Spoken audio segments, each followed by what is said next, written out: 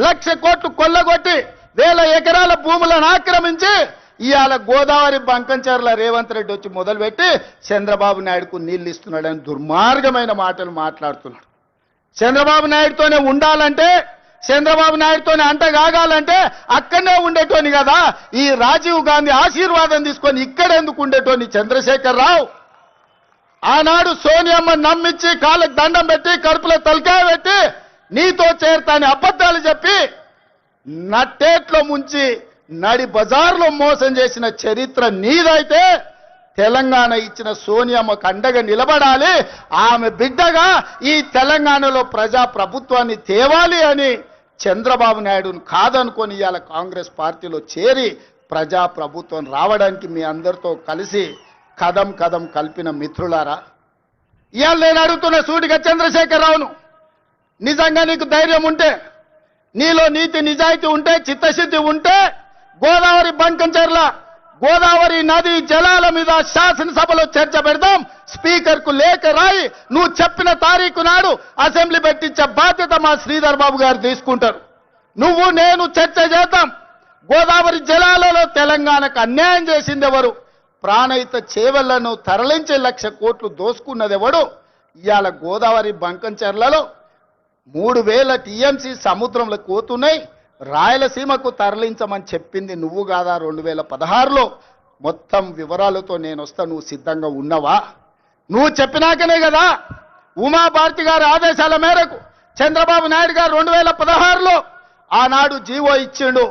గోదావరి నుంచి బంకంచెర్లకు నీళ్లు తరలించడానికి, హంద్రీ నీవాకు 400 టీఎంసీలు తరలించడానికి 2016లోనే జీవో ఇచ్చిన మాట వాస్తవం కాదా? 2018లో వ్యాప్కోస్ను నియమించింది నిజం కాదా?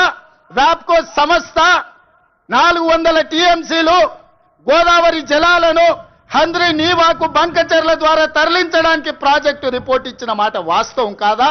ఇవన్నీ నీ నాయకత్వంలో నువ్వు ఇచ్చిన బోడి ఉచిత సలహాలతోటి ఈరోజు గోదావరిలో 3,000 టీఎంసీలు నీళ్లు సముద్రంలో పోతున్నాయని నీ దిక్కుమాలిన సూచనలతోనే ఈరోజు ఈ దరిద్రం దాపరించిన మాట నిజం కాదా? ఇవాళ నువ్వు చర్చకు సిద్ధంగా ఉన్నావా?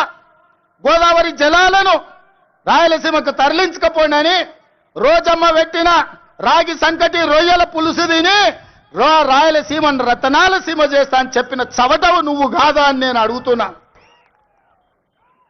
నీకు జీవితం ఇచ్చి, నీకు బతకడానికి నీడనిచ్చి, నిన్ను ప్రజాప్రతినిధిగా చేసి తెలంగాణ ముఖ్యమంత్రిని చేసిన తెలంగాణను ఎడారిగా మార్చి వందలాది గోదావరి టీఎంసీల నీళ్లను రాయలసీమకు తరలించమని చెప్పింది నువ్వు కాదా? ఇవాళ నువ్వు సిద్ధంగా ఉన్నవా? నేను అడుగుతున్న చంద్రశేఖర్ రావు గారు, నీ వంది మాగదులతో మాట్లాడించడం కాదు, నీ శనీశ్వరుడైన అల్లుడితో మాట్లాడించడం కాదు. నేను సిద్ధంగా ఉన్నా. గోదావరి బంకంచెర్ల ప్రాజెక్టు మీద నువ్వు చర్చకు రా. స్పీకర్ గారికి ప్రధాన ప్రతిపక్ష నాయకుడిగా లేఖ రాయి. శాసనసభ సమావేశాలు పెడతాం, ఎదురెదురుగా నిలబడతాం, మాట్లాడదాం. ఎవరు నిజాలు, ఎవరు జీవోలు ఇచ్చారు, ఎవరు తెలంగాణను దెబ్బతీసిండ్రో, ఎవరు నువ్వు తెలంగాణను దోక చేసిండ్రో, ఎవరు కాళేశ్వరం కడితే కూలేశ్వరమైందో చర్చ చేయడానికి నువ్వు సిద్ధంగా ఉన్నవా? ఒకరోజు గోదావరి మీద చర్చిద్దాం, రెండవ రోజు కృష్ణానది జలాల మీద చర్చిద్దాం. ఉమ్మడి రాష్ట్రానికి ఆనాడు బచావత్తు ట్రిబ్యునల్ 811 టీఎంసీలు ఏకంగా కేటాయిస్తే 811 టీఎంసీలలో తెలంగాణ రాష్ట్రం విడిపోయినప్పుడు నువ్వు పోయి